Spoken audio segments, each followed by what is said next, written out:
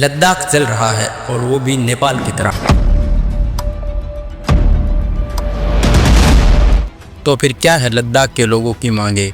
चलिए अगले कुछ मिनटों में हम यही सब जानते हैं कि लद्दाख के लोग क्या चाहते हैं, क्या है इनकी मांगे और क्या है इनकी शर्तें।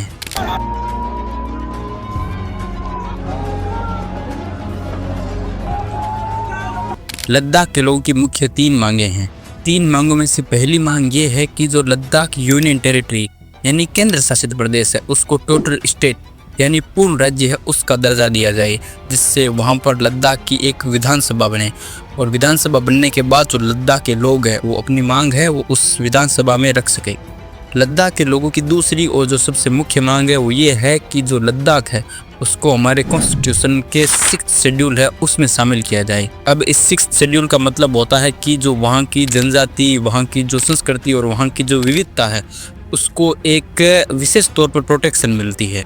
जो भी स्टेट इस 6th शेड्यूल में शामिल होता है वहाँ की जो संस्कृति, वहाँ की जो जनजाति और वहाँ की जो बायोडाइवर्सिटी है उसको एक विशेष सुरक्षा है वो प्रदान की जाती है। इसलिए लद्दाख के लोग हैं वो ये चाहते हैं कि जो लद्दाख है उसको कॉन्स्टिट्यूशन की जो 6th शेड्यूल है उसमें शामिल किया जाए। और लद्दाख के लोग सबसे ज़्यादा नाराज इस चीज़ से हैं कि जो बीजेपी थी उसने जब अपना मैनिफेस्टो रिलीज़ किया था उसमें ये क्लियरली मेंशन था कि अगर हम रूलिंग पार्टी बनते हैं तो जो लद्दाख है उसको हम 6th शेड्यूल है उसमें शामिल करेंगे। लद्दाख के लोगों की तीसरी मांग है एम्प्लॉयमेंट। सफेद कपड़ा यानी लद्दाख के लोग ये चाहते हैं कि उनके खुद के स्टेट का एक सिलेक्शन कमीशन हो जिससे जॉब्स और जो अन्य अपॉर्चुनिटीज़ हैं उनमें उनकी जो रिप्रेजेंटेशन है वो बढ़े। और इन्हीं मांगों को लेकर पिछले कुछ दिनों से लद्दाख में प्रोटेस्ट चल रहे हैं और इस प्रोटेस्ट में जो एनवायरनमेंट एक्टिविस्ट सोनम वांगचुक है वो भी शामिल थे।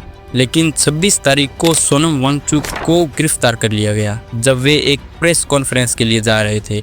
तो गवर्नमेंट से ये सवाल है कि अगर आप जनता से वादा करते हो और उन्हीं वादों के आधार पर आप चुनाव जीतते हो तो उन वादों को पूरा भी करो, और अगर आप उन वादों को पूरा नहीं कर सकते तो जनता को उन वादों के आधार पर बहलाना फुसलाना बंद करो, क्योंकि लोकतंत्र में यही चीज़ें आगे जाकर एक विद्रोह का रूप ले लेती है।